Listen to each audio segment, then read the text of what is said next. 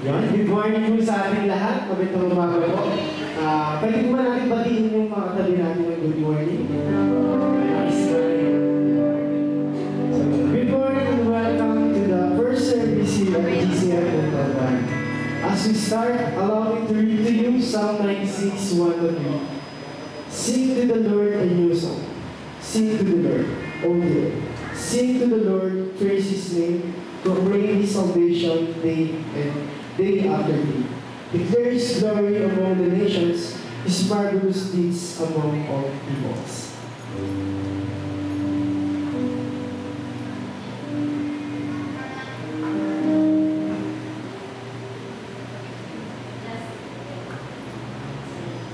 Praise. Blessed morning, everyone. We are glad to see each and every one of you today. So let us prepare our hearts to worship the Lord. Let us all stand as we declare honor and praises to our Almighty God.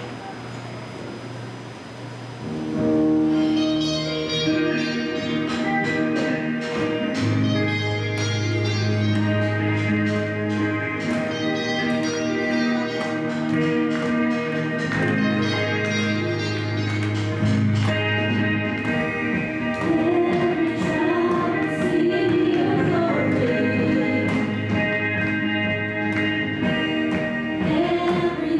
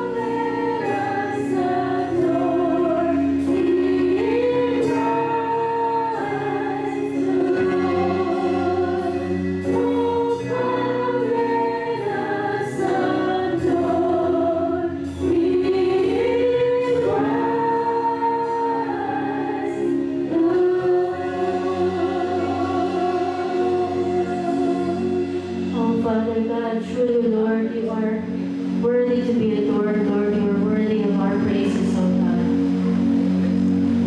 Almighty Father, you alone, Father God, is worthy of our praises, Lord. And that the name of Jesus, Lord God, every knee should bow, and that every tongue should confess that Jesus Christ is Lord. Let us continue to worship the Lord.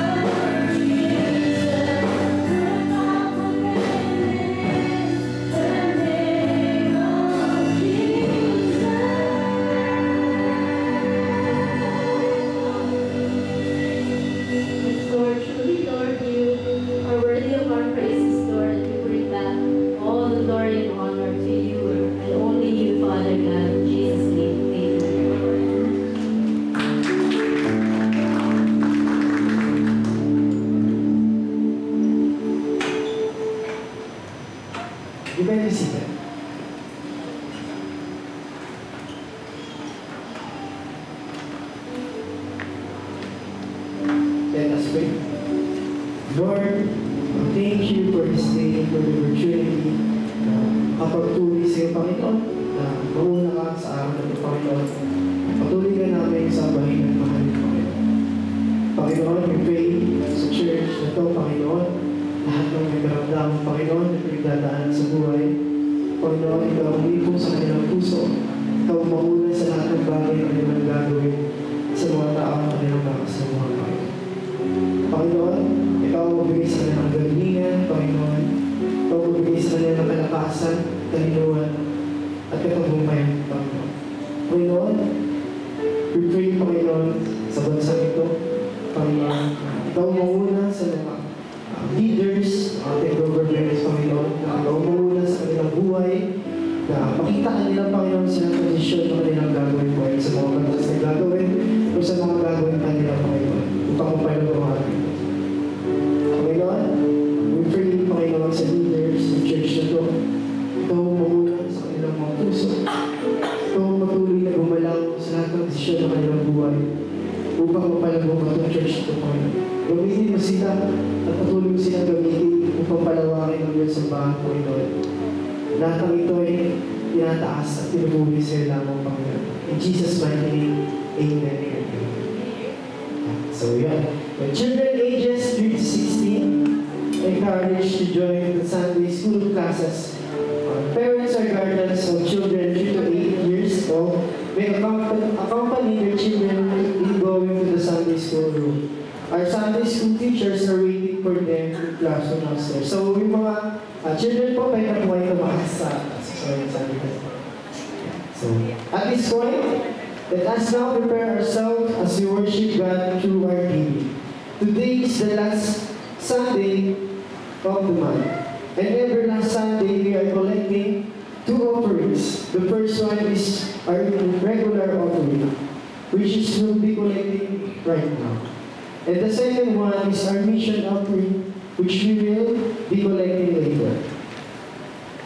Just before we sing our offering song and pray for the offerings, we would like to request everybody to please make use of our offering envelopes by using the space labeled as tithes, which is intended for our general fund. After giving your tithes, you can also give your offering for our various ministry as the Lord to do so. This is over above your tithes for the Lord.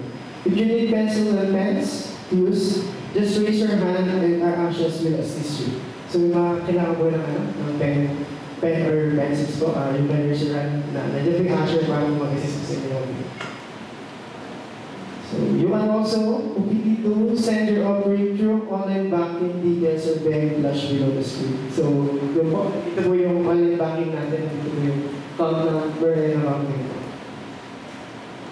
And also inserted in the bulletin is our pray and prayer items name. So ito po siya, you can use this, pwede nyo po dito lagay yung per request or praise item nyo po.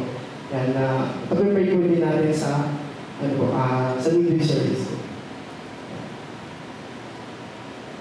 So, after your writing, you can drop them in the box provided at the usher's table as you need later.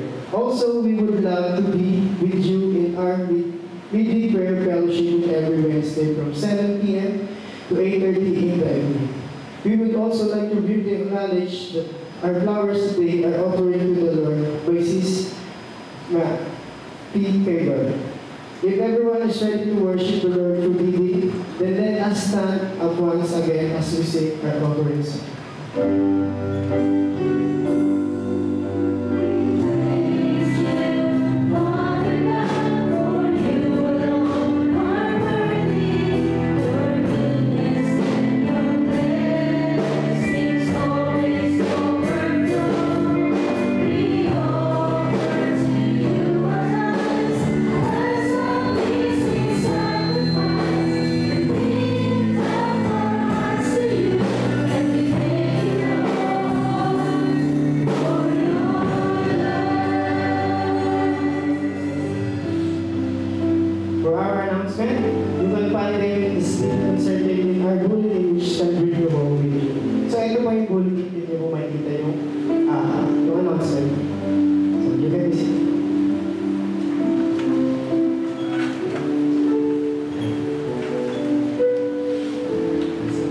Let's pray for our covering. Lord, Father God, thank you for this month, Panginoon, na patuloy kami ito po. Patuloy naman palagusin, Panginoon, palago, Panginoon, sa bahan. Lead us, Lord, to help this church to grow. In Jesus' mighty name, amen.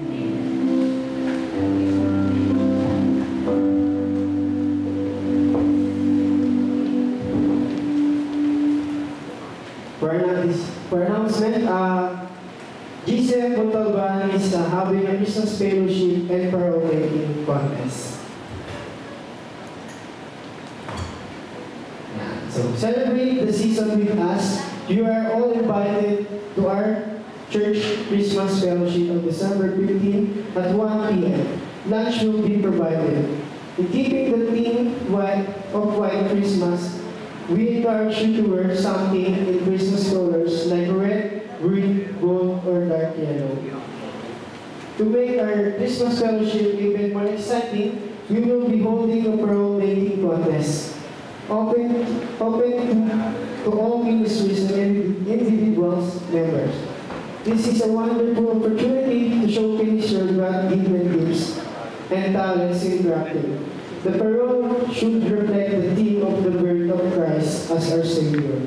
Feel free to use recycled materials to create something beautiful, meaningful, and unique.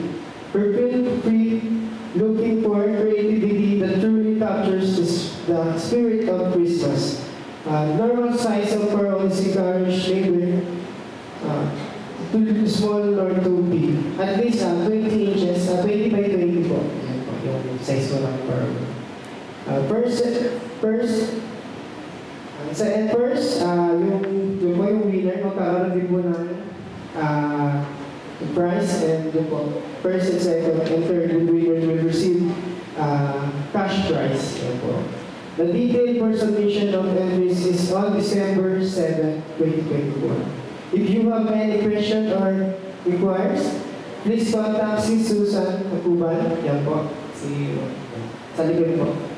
And we look forward to celebrate with you. See you there, and may God bless you all.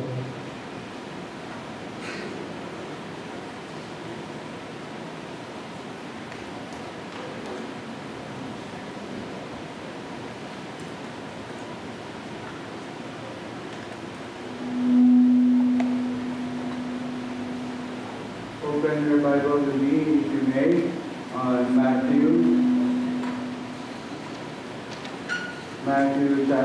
chapter 7, verses 13 to 14.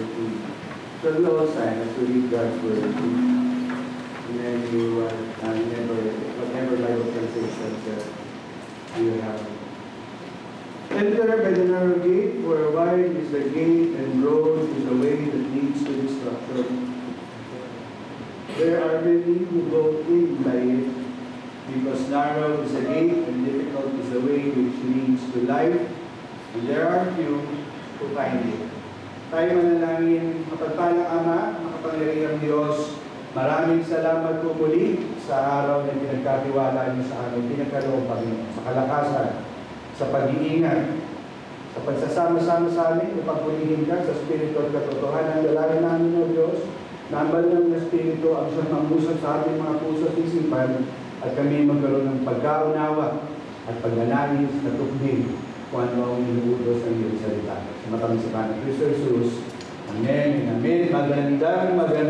Maganda kayong lahat. Inisip lang. Maraming salamat, for celebrating or worshiping with us today. As we conclude our series for this month, I was so amazed. I was so amazed with how God taught me what to bring with you month after month after month. First, it was the God hates sin. God hates sin, and we made realize, I pray, that you realize, that we realize that we ought to repent all the time. We ought to examine our hearts all the time. which will result a changed life. Kapag totoo yung pagsisisi natin sa ating mga buhay, pagtanggap sa salita ng Diyos, it will cause a changed life. And then, if your life will be changed by the power of God's Word, you will live in peace. Magkakaroon ka personal ng kapayapaan, at ganoon din, magkakaroon ka ng kapayapaan sa Diyos. Bakit? Dahil tayo ay naiugnay ni Kristo sa Kanya. At sa mga pag-aanapan ito sa ating mga buhay, sa kaganapan ito na pag-aaral natin linggo, Sunday after Sunday after Sunday, papaano nga ba tayo lalakad bilang mga Kristiyano? At yun yung pag-uusapan natin today, which is the narrow path. So ito po yung, hindi po ito yung buling-buling mensahe na maririnig natin. Baga ito yung magpo-close ng ating series for this month na Believe It or Not. Kaya namamangha ako sa Panginoon dahil sabi ko, after realizing, Panginoon, ang ganda ng pagtuturo mo sa amin. Sa tuwina, ang iyong salita ay tunay na magkakaugnay at ito ay tunay na dapat na nagiging totoo sa ating mga buhay. The choices we make today determine our tomorrow. Kung ano man yung mga desisyon na gagawin natin sa mga araw sa panahon ito, ay makaka-apekto sa ating kinabukasan. Tama? Di ba? Kung ano yung kasalukuyang kalalagayan natin, ito ay bunga lamang ng ating mga desisyon noong nakaraan. So we have to be very, very careful of what kind of choices we make in life. Dapat nagiging maingat tayo, lalo na tayo bilang mga Kristiyano. Some people make important decisions or important choices that they somehow didn't look on tomorrow, they didn't look on the future, and they didn't look especially today. So parang kailangan ng magdesisyon. Subalit, ngunit, dapat naiintindihan natin na parang tayo ay nagdidesisyon. Ito ay makaka-apekto ngayon, bukas, at magpapailanman. Hindi po ba? Kung baga, minsan nakala lang natin, minsan masusurpresa tayo, bakit nangyayari itong mga bagay na to? Just because hindi natin pinagtuunan ng pansin yung mga desisyon na gagawin natin sa ating mga buhay. Ito po tuloy natin, yung background nito, yung context nito, nung ating Hindi ako nalilikot, Anyway, ito po yung chapter 5 to 7 ng Matthew. Ito po yung longest recorded teaching. Alam niyo po ba yung pag-upo nyo dyan, kayo ay nakikinig ng teaching? Kayo po ay hindi lang sa preaching, kundi kayo ay natututo, tayo ay natututo. And I pray na as you listen Sunday after Sunday after Sunday, leaders will come out from you. May tatayo para mag-lead, may tatayo para maging katuwang ng gawain ng iglesia. Hindi naman po ito basta nagsesermon lang tayo dito. Tayo po ay nagtuturo. Para magkaroon ng hamon. Kaya po, di ba, may challenge tayo madalas. May self-examination madalas. Sinusuri o inuuri natin yung pamumuhay natin. Para po hindi tayo nananatili tagapakinig, kundi tayo rin ay nagiging bahagi ng gawain. Going back dun sa lesson natin, ang chapter 5 to 7 po ay mahabang pagtuturo ng Panginoon. At ito ay kilala sa tinatawag natin the Sermon on the Mount. Dito po nilakad ng Panginoon yung contrast between sa papaano tumatakbo ang kaharian ng Diyos at papaano tumatakbo ang mundo. Nilalaman niya, basahin niyo po, napakagandang paghahambing mula sa pagtatayo ng bahay, sa uri ng mga bagay na pagdidesisyonan. Ito po yung maraming serye ng pamimili. Mamimili ka. Ano yung gagawin mo? Gagawin mo ba yung para sa kaharian ng Diyos o gagawin mo yung gusto mo? Yung gusto o yung ninanais mo? Ang challenge sa atin ng ating Panginoon sa lahat ng pagkakataon ay yung ating puso. Higit sa lahat, sa ano pa mang bagay, sa mga pagkilos na gagawin natin, dapat inuuli natin yung ating puso. Nakafokus tayo dapat sa mga pagdidesisyon. Nagiging bahagi pa ba ang kalooban ng Diyos sa mga pagdidesisyon na ginagawa natin? Naka-align pa ba yung mga pagdidesisyon na ginagawa natin sa ating mga buhay, sa kalooban ng Diyos? Maliit man o malaki, marapat na tinatanong natin una ang ating sarili at pangalawa, Panginoon, ito ba talaga yung kalooban mo? Ito ba yung kalooban mo para sa aking pamilya? Ito ba yung kalooban mo para sa aking sarili? Ito ba yung kalooban mo para sa aming iglesia? Dahil ito yung magdadala sa atin ng kapatagan at kapayapaan sa paggawa ng desisyon. At sabi ng Biblia, a double-minded man is unstable in all his ways. Sabi ni St. James. Paano tayo magkakaroon ng kasiguraduhan that we are making the right decision? It should be aligned with the Word of God. Hindi tama na ang paraan ng mundo ay papasok natin sa iglesia para tayo ay kumilos. Kapag ganun yung naging practice natin, delikado tayo. Iba ang sistema ng iglesia sa sistema ng mundo. Sino kausap dito ng ating Panginoon sa kanyang pagsasalita? Yung mga Hudyo. Mga Hudyo na nakatuon sa pagtupad sa batas. Sa pagtupad, kailangan maganda itsura. Kailangan hindi nakakakitaan ng katitisuran. Subalit na sabi ng Panginoon, ang katuwiran ay yung relasyon na meron tayo sa Diyos sa pamamagitan ng pananampalataya at sa pamamagitan ng pagsunod. Nulit ko po, ito po ay dinidefine yung relasyon. Hindi po yung kaligtasan, ha?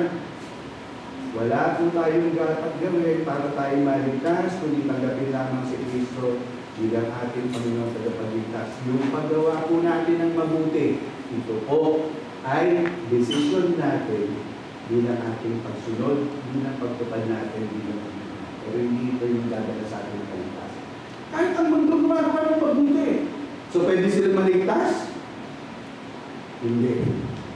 Mamaya po maintindihan natin lalo ng bakit.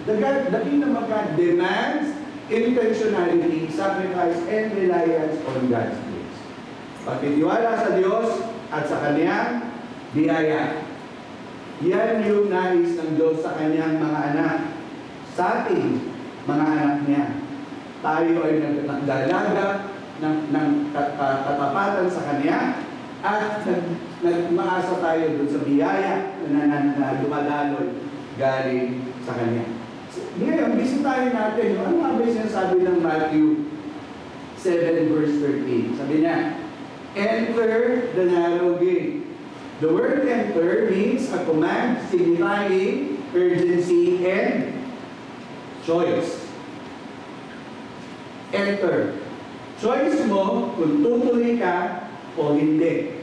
Pero mahalaga, wala pong time na binigay, ibig sabihin, gawin mo na. Hindi ka dapat mag-atubili na ito ay tuparin. The narrow gate represents Christ. Sabi ng John 10:6, I am the way, the truth, and the life. No one comes to the Father, but by me. So siya lang yung tanging daan. Siya yung inilalarawan ang salita ng Diyos na tanging daan. Hindi po dating daan, tanging daan. Now, for the wide is gate and broad is the way that leads to destruction. Ito po yung part B, that leads to destruction, and there are many who go by it. Tingnan po natin. The wide gate, yung malawak na daan, allows indulgence in sin, apathy, worldly values. Hindi po ko ginagawa ng karamihan. Sandali lang po. Hindi mo ginagawa ng karamihan, ito ay ibig sabihin ito ay totoo na. Lalo na, kung ito ay ginagawa ng mundo, malayo ito sa katotohanan. Okay lang po? Di ba? Ibig sabihin, yung kadalasan na nakikita natin na maraming tao, it will lead to sin. Pag walang bahala, wala ka ng pakialam kung ano magiging epekto nito sa buhay mo. At ang pinahahalagahan nito ay yung kung ano yung maganda sa mundo. Malayo sa katotohanan para sa kanyang iglesia. So you cannot compare kung ano ang iglesia at ano ang takbo ng mundo. Dapat wala tayo sa mundo. Encourage ko po kayo. Hindi ko kayo pinapagalitan. Let it be an encouragement to each and every one of us when we come to the church. Iwanan natin kung ano yung pamamaraan ng mundo dahil hindi yun gusto ng Panginoon. In fact, nung in-apply yun sa Panginoon, what happened? He was crucified on the cross. Wala na silang pakialam, basta kailangan meron silang sistema. Worldly system. Nakakalungkot, but it is true. Marami ang gumagawa. Ay, itong gawin natin kasi maraming gumagawa. Okay. But the question is, ito ba yung kalooban ng Diyos? Kaya marami na, kahit sa mga Kristiyanong community, living in cohabitation. Bakit? Puso. Walang makakapansin, walang sinisita, walang mag-check. Kayo po mismo yung mag-check sa inyong mga sarili. Huwag niyo pong hintayin yung mga leaders tayo mag-approach sa inyo. To do the right thing. We are not condemning you, but we want you to get restored na nakikinig kayo sa Diyos. Hindi po tayo nag-tolerate. We encourage for repentance and we encourage to do the right thing. Para mas Diyos tayo nito. Tama? Na, destruction is eternal separation from God. The world is separated from God. Tayo, kinuha na tayo ng Diyos from the world and joined us in His family. Kaya nga tayo tinawag na mga anak ng Diyos. Ngayon, kung ang kaparaanan mo o yung ways mo at binabalikan mo pa rin yung paraan ng mundo, hindi kaya mag-anak ko si Mrs. Lord. Lalagyan po si Mrs. Lord, yung asawa ni Lord. Wala pong pangalan eh, Mrs. Lord Lord. Actually, yung paglingon niya, hindi na yun basta paglingon, tumatakbo siyang pabalik. Hindi niya maiwan yung, dahil nasusunog na, hindi niya maiwan. It led to destruction and the consequences of sin. We must realize that we are in the world full of sin, and as believers, we consciously or unconsciously commit sin. And we ought to confess it. Hindi siya dapat nananatili sa atin, otherwise hindi tayo makakilos na tama. Again, mamimili ka. Anong daan yung tatahakin mo? Yung malawak na daan o yung makipot na daan? Tingnan natin sa verse 14. Because narrow is the gate and difficult is the way which leads to life, and there are few to find it. Tingnan natin. Ang narrow gate o yung narrow path is very challenging. Huwag po natin akalaan na kung tayo Kristiyano na ang lalakaran natin bulas. Hindi po. This will be a very challenging life, and of course, we will experience persecution. Let me give you an example. When you turn away from the world, sino yung magpe-persecute sa'yo? The world. Dati kasama ka lang namin. Dati ganito din yung ginagawa mo. Parehas na tayo yung ginagawa dati. Diba? We drink the same thing. We enjoy the same thing. We practice the same thing. Yan yung sinasabi ng mundo. Natatapos ba yun? Pagpasok mo ng simbahan? Pag lapit mo kay Kristo? Hindi. Minsan, even your fellow believers will challenge you, will persecute you. Hindi ibig sabihin everything will be okay, so you have to be prepared. Should you be discouraged? No! Tuloy! Takbo! Laban! Bakit? Tagumpay na si Kristo eh. Amen. Yun yung sinusundan natin. Oo, nasasaktan, but not destroyed. Amen. Ha? Crush, but not destroyed. Ang Kristiyano, madalas ang Kristiyano, alam niya yung ginawa ng kalokohan, babangon yan, at tutulog sa langit. Walang susuko, walang bibigay. Next, self-denial. Carrying your own cross. Denying yourself. Minsan sa mundo, ako muna. Paano na ako? Kawawa naman ako. Kung ganun ang pinakita sa atin ng ating Panginoon, wala tayong mararating. He lived by example. It is a cliche that we always say, a leader is a good follower. Would it be better a leader leads by example? I pray that we do that in our family, we do that in our offices, we do that in our workplace, and we do that in every area where God puts us. Hindi ko ba? Somehow it will give you the courage, it will give you the honor on how to have a changed life. Taking the narrow path is not an easy thing to do. A God above all else. Alam ko, familiar sa inyo yung verse. Seek ye first the kingdom of God. Do we always seek the kingdom of God in our moment-by-moment dealings in our lives?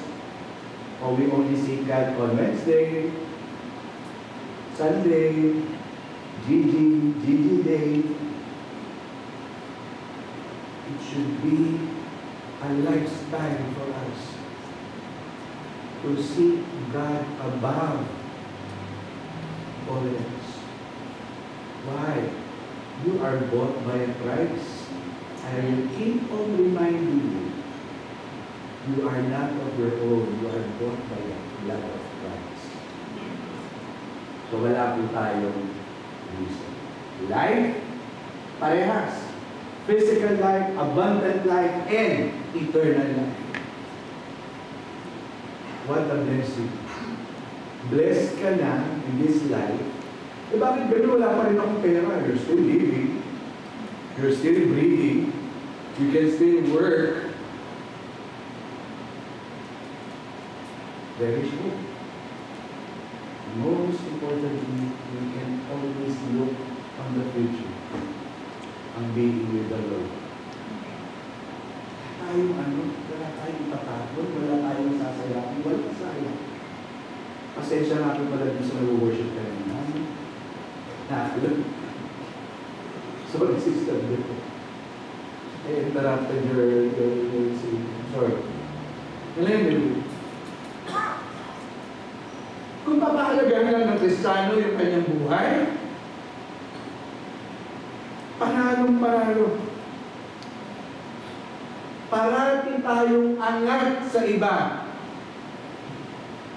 Pero hindi ibig sabihin na wala ka ng problema. Iba ka nga nang mag-deal ng problema because you have Christ in you. Kaya mas matapang tayo. Hindi tayo basta-basta susuko. Hindi tayo basta-basta bumibitiw. Head on. Diba? Kaya kaaway pa naman, nakaabang yan. Pag bumagsak na yung balikat mo, yay! Diyan ka na muna, punta na ako sa iba. Sino ang gaangat sa'yo? Siya? He will step on you. Alam niyo, ma-observe there. When the enemy is toying with you, ma-observe mo. So you be very, very careful. Maging maingat po kayo. Next, the few find it must actively seek God. Again, it's a choice. Ikaw yung mag-decision. Kaya mas maraming tao sa mall during Sunday kaysa sa church. Bakit? Family day. Di pwede mag-family day sa church. That's the best place to spend family day. Di ba?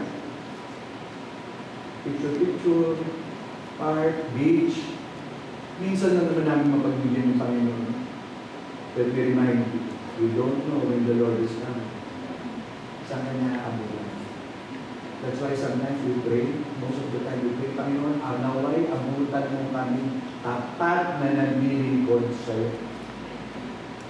Ibig sabihin, nasa loob man tayo ng simbahan, nasa labas man tayo ng simbahan, nasa ang lugar man tayo, it is our prayer that we are worshiping and praising God all the time. Moment by moment. Ano yung big picture niya? The big picture is, there are two gates.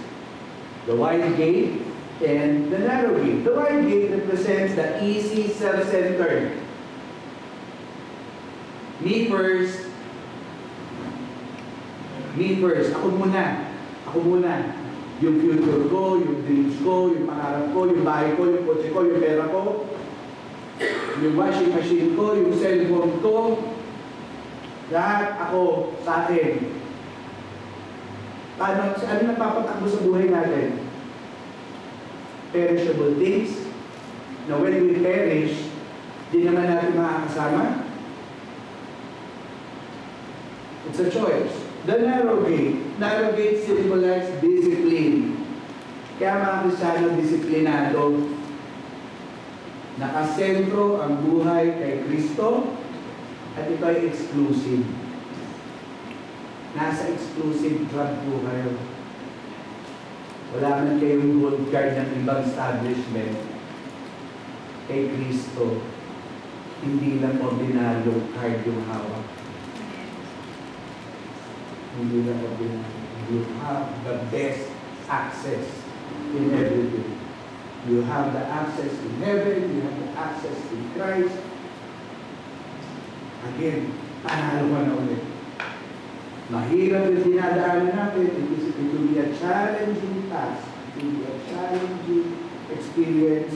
But if we are going to depend on the Lord, as our Savior, He will carry us through. Ano nakakatakot? When you walk on the wide gate, wala siya doon. And anytime that you will stumble, no one will pick you up. But when you walk the narrow path, you are assured that He is with you. And most of the time, He is carrying you. Ang sarap yung pangako ng Panginoon. Ang sarap ng pangako ng Panginoon. Dalawang daan. Broad path and the narrow path. Siyempre, yung broad, ungodly. Lahat na dyan. Sin, ano pa? Asin, ano pa? Sin ulit. Lahat na ng sin nandun, no? It is filled with destruction, temptations, and false promises of happiness. Lahat po na ino-offer ng mundo, pansamantala. Pansamantala. Yung pleasure niya, pansamantala. Wala pong nagtatagal. I guarantee you. Example, cellphone. Bumili ka ngayon worth 20,000 na cellphone, mas wala na siyang value. Why? The world keeps on enticing you. Kailangan 5 yung mata ng cellphone mo. Pag gano'n, pagkuha, nag-iiba itsura mo. Siyempre, kailangan up to date, no? Kaya ang gawin yung cellphone, hindi ko alam yung mga features niya. Many years, hindi ko alam pa yung features niya. Pero iba kung magpalit ng cellphone, wala po.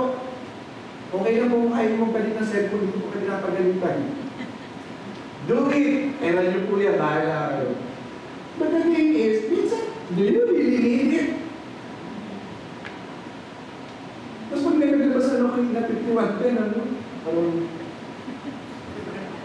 yun, tawag dito, ang bato dance. Sabi ng mga bata, ano Nokia? Hindi na nila alam. Anyway, and the narrow path is a godly path. It involves trials and challenges, but it defines your character and strengthens your faith.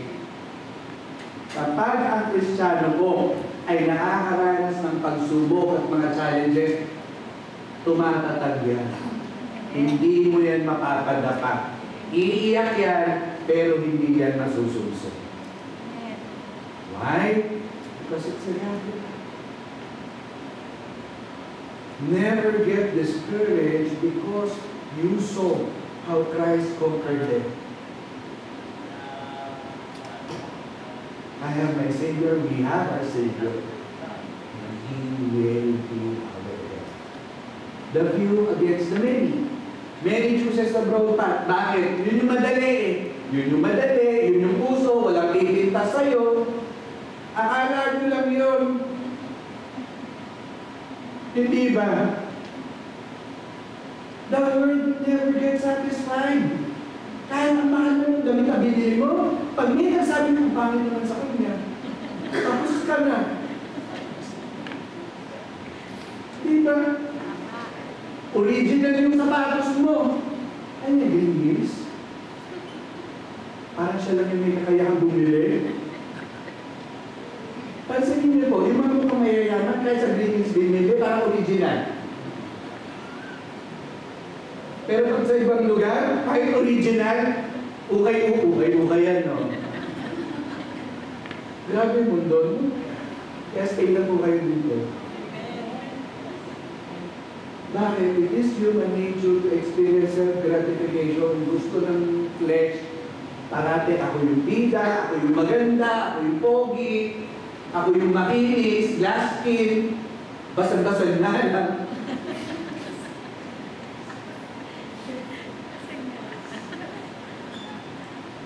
Few will take the narrow way, according to Christ's commitment, perseverance may be less appealing but infinitely more rewarding. Ang lakad po natin bilang mga Kristiyano, hindi man natin makita yung premyo natin ngayon. Ang sabi ng Panginoon, sa mansyon pala na hinahanda niya, excited na ako. Sa mansyon pala, yung mga reward pa. Ito sa away. Tawagan mo.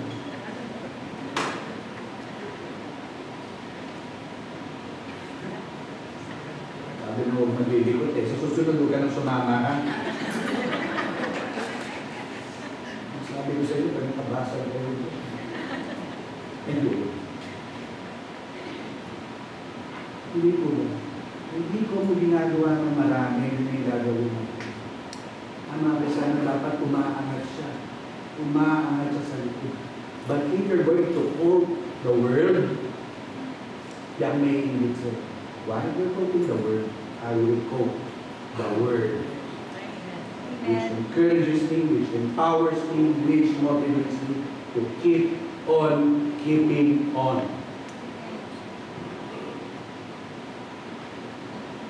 How are we going to illustrate it? Yung narrow path, how are we going to illustrate it? Tingnan natin yung Noah's Ark.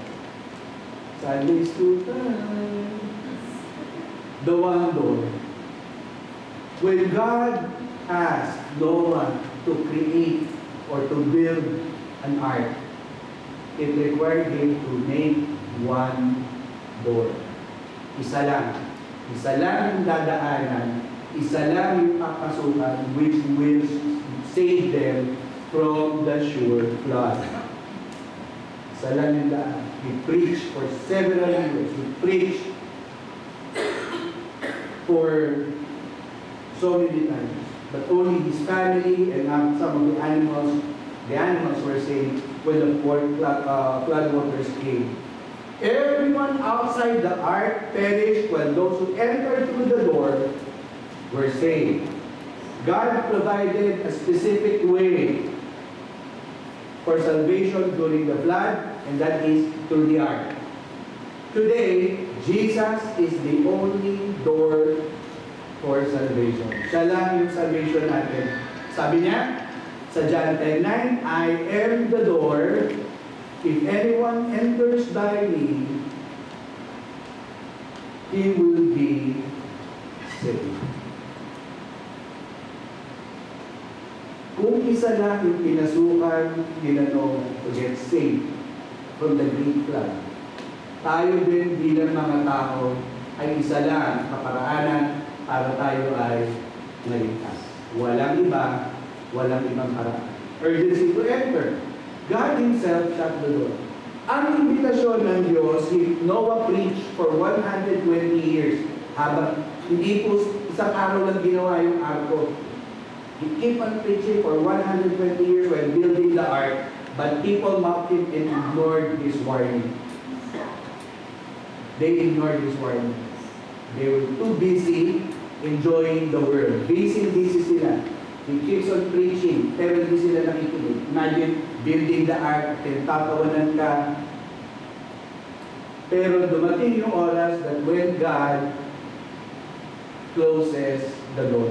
He closes the door, He shut the door Himself. Genesis 7 verse 16, and no one else could enter. Limitado po. Limitado. I'm sorry, hindi siya limitado. Ibig sabihin, may hangganan. Ayun.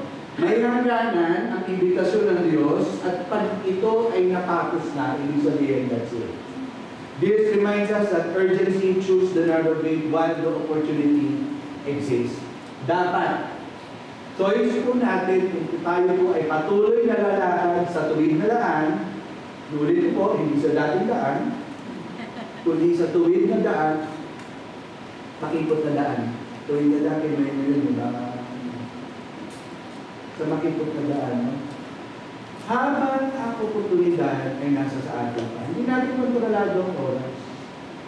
So sa lahat ng pagkakataon, gawin na natin yung pwede natin gawin na matama. Maglingkod na tayo at makakapaglingkod pa tayo habang nakakapalit pa tayo sa hagdan. Diba? Kasi baka mamaya darating yung kakagaling ka na para makapalit. Kaya pwede ko kami nila. Kaya kami kaya. Naka-wheelchair ka na. Sabi ko gusto ko yung wheelchair yung bulutan ko. Darating ng time, kung aabot ako dun sa wheelchair, ha? Paano kung hindi? Wala akong garantiya. Kaya whenever I speak with you, I speak it as if this will be my last day seeing you. Honestly, it's how I live my life. Para para pag-igapot, masaya ako, hindi ako malungkot. Diba? Hindi kayo matulog na malungkot. No? Wala ka naman kapatid. Anyway, I'm with God. Jesus is with me when He comforts me. And every opportunity that you can do it now. Urgency. A narrow and exclusive path. The ark's single door was narrow and limited access. Sino lang yung naka-access? Yung nakinig. Yung tumanggap at yung handang sumunod. Sila lang po yun. Pero sa atin, salvation through Jesus Christ is exclusive. Again, premium card yung hawak mo. JC card. I don't need to lower Jesus Christ. You have the best card in your hand. Sabi ng Biblia, seek the Lord while He may be found. Call upon Him while He is found. Yan po siya sa salita. A place of support. Ibig sabihin, a place of comfort. Inside the ark, Noah and his family were saved from the judgment of the flood. Tama? lahat na nagsipasok sa arko, ligtas.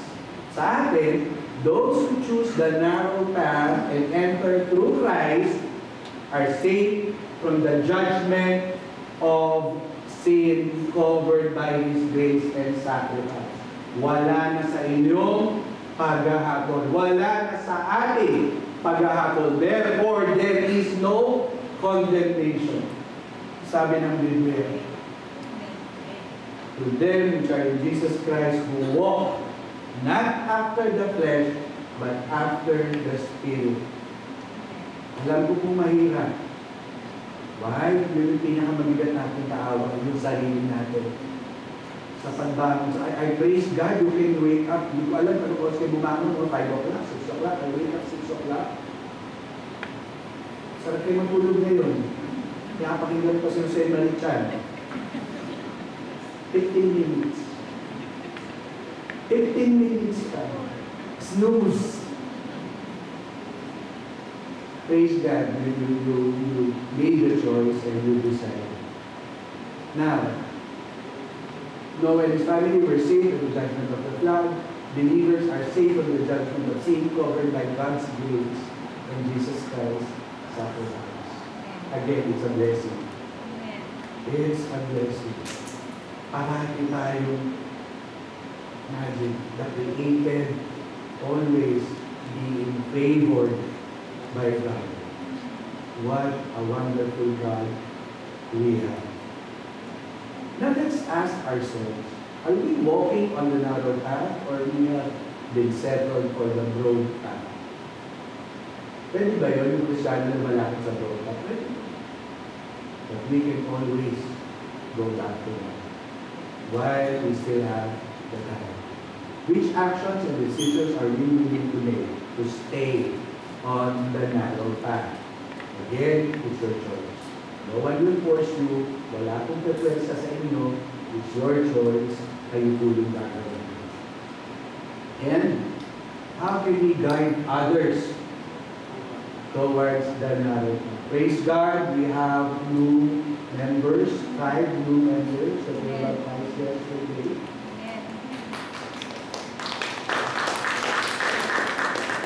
Meaning, UCF Montalban is growing, growing, growing. I just pray no really mature. Let it be our desire to mature. Sabi nga dun sa mga bagay na paglakad natin, pag inisip nyo na nakakatakot, mahirap, you'll get discouraged. But let it be an encouragement. Sabi ng Panginoon, I have overcome the world. Nothing to worry about. Ano yung relevance ito? There is only one way to turn your life through the narrow path, and that is Jesus Christ. Seek the Lord while He may be found, and call upon Him while He is near. Always, ang pagkakataon na binibigay sa atin ng Panginoon ay wagas. Every day is an opportunity for us to walk with God in the right path, in the narrow path. And the broad path today leads to destruction. Now witness mo na po, they may have all the wealth in life, but destruction follows them.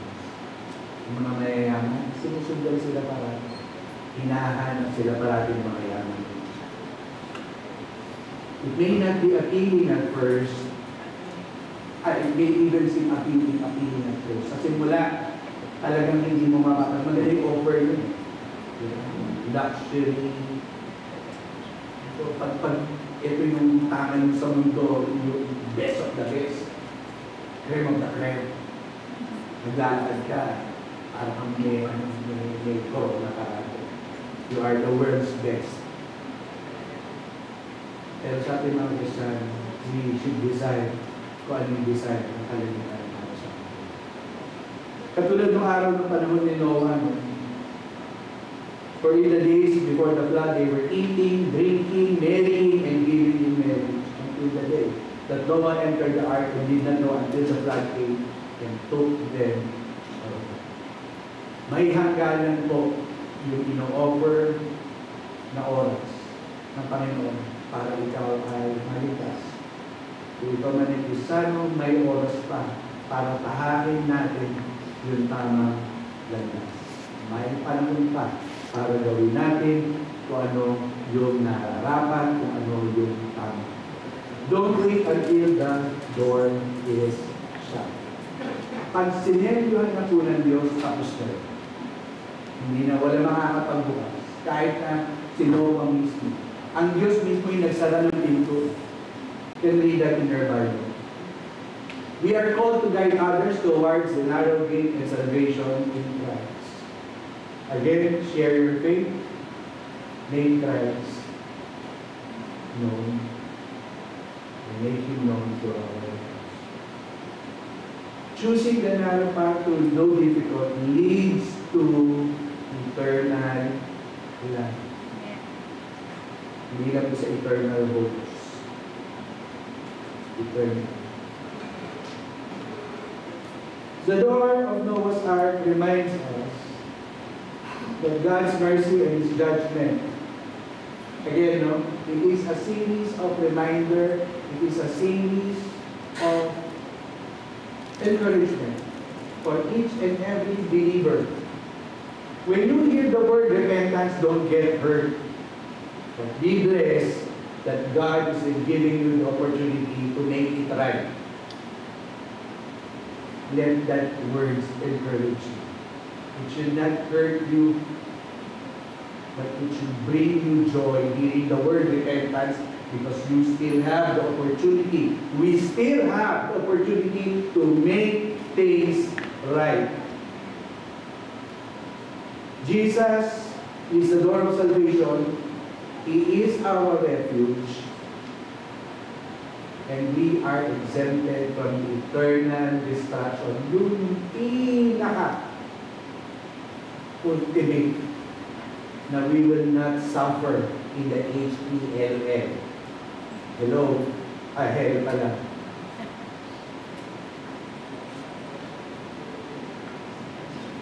The door of the ark, opportunity won't remain open forever. Let us choose the narrow way and enter through Him today. Kamusta po yung lakad natin kasama si Kristo? Kamusta po? Jesus described the two paths. One wide, comfortable, madali. Yun yung puso. Yun yung nakikita natin madalas. Leading to destruction.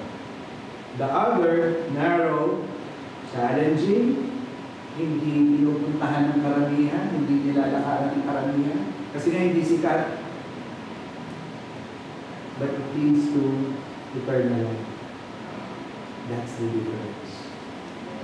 Yun yung pagkakaiba. Yun yung pinagkakaiba natin sa mundo. Lumalakad man tayo, pare-pareho may problema. Pero yung huling pupuntahan natin ay iba sa pupuntahan ng karamihan. The narrow path is not easy, but it is worth it. The gate is open for all who are willing to enter. It is a choice. It is your choice, and let us choose the narrow path. I encourage you to choose the narrow path, empowered by God's grace and strengthened by His Word. Sa mga kapatid ko kay Kristo, na minsan nakakaramdam ng pagod, nakakaramdam ng pagsuko, nakakaramdam ng kawalan ng pag-asa. Let this last verse remind us.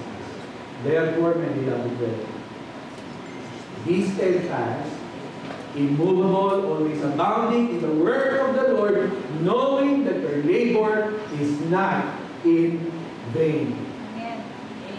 Yung maliliit na pagpapagal natin, yung mga maliliit na paggawa natin, huwag po kayo susuko. Konti-konti na lang. Konti-konti na lang. Baka mamaya, kung kailangan doon, saka pa tayo dito. Sabi ko sa Dakilang Diyos, mapagpalang Ama, maraming salamat po sa araw na pinagdalog mo sa amin sa pagpili na iyong salita.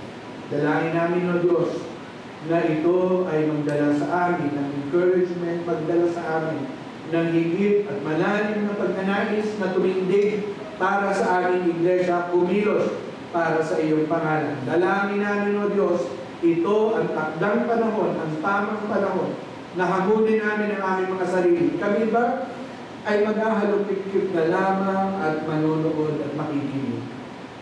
Dalangin namin, O Diyos, ikaw ang umusig sa aming mga puso and encourage us sa kapangyarihan ng iyong salita, tumayo, kumilos, gumala, para sa ikalalaganap ng iyong gawain dito sa Montalban at sa mga karating namin dito. We pray, Panginoon, yung mga pinangihinaan.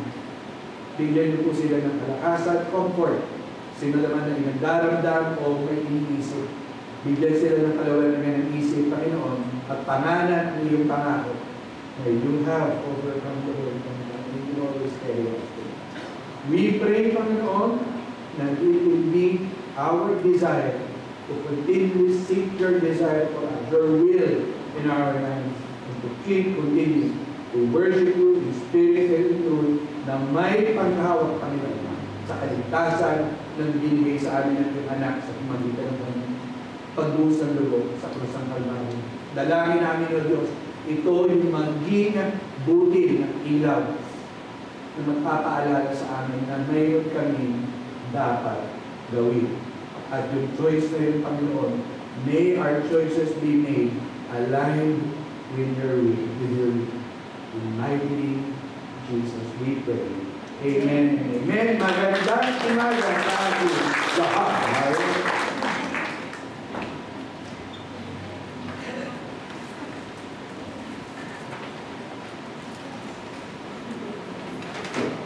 Thank you, Pastor Rin, for that message. As mentioned earlier, we will take time to collect our missions offering. This will help fund our mission budget, which are using to support our missionaries and other mission organizations. So join me as we pray for our offering. Lord, Father God, thank you, Lord, for the people that you use to gamitin mo, Panginoon, upang ipalaganap ang iyong salita, Panginoon, na makatanggap sila na ikaw ang aming Savior, Panginoon, ikaw ang aming ipagligtas, at ikaw, Panginoon, ang nagmamahal sa amin ng totoo, Panginoon. Panginoon, tutuloy mo silang gamitin, tutuloy mo silang gabayan sa lahat ng kanilang pupuntahan, at maraming Panginoon na makatanggap sila. Kaya pinupuri, sinasamba. In Jesus' mighty name, amen and amen. So yun, reminders, we encourage everyone to please return the bulletin at usher's table after the service. Yung kanina pong pinakita ko po, yung ito pong isa na yung cover page po is may issue na lang po na pagbalik po sa usher table sa likod. Then ito pong isa, pwede nyo po itong i-take off, then nandito naman po yung mga announcement. Yan po. So thank you for your kind and understanding preparation. At this time, we would like to recognize our guests and visitors. If you came here for the first time, may I request our visitors to please stand so that we can recognize you. So meron po dito sa right? May visitors naman yun.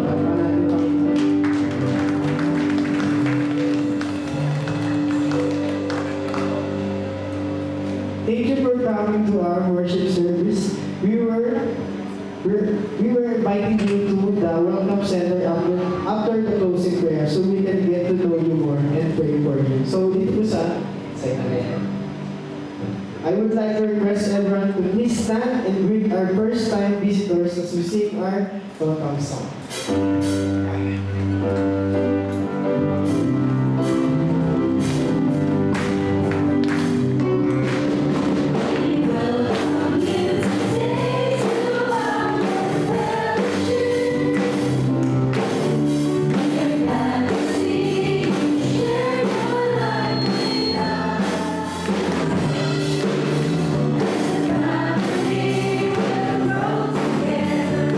Worship me now.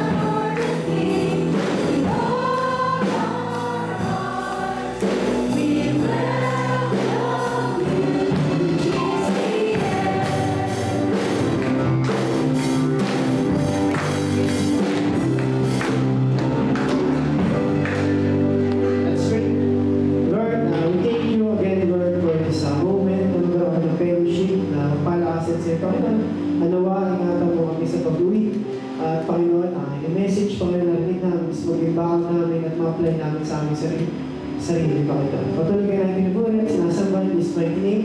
Amen.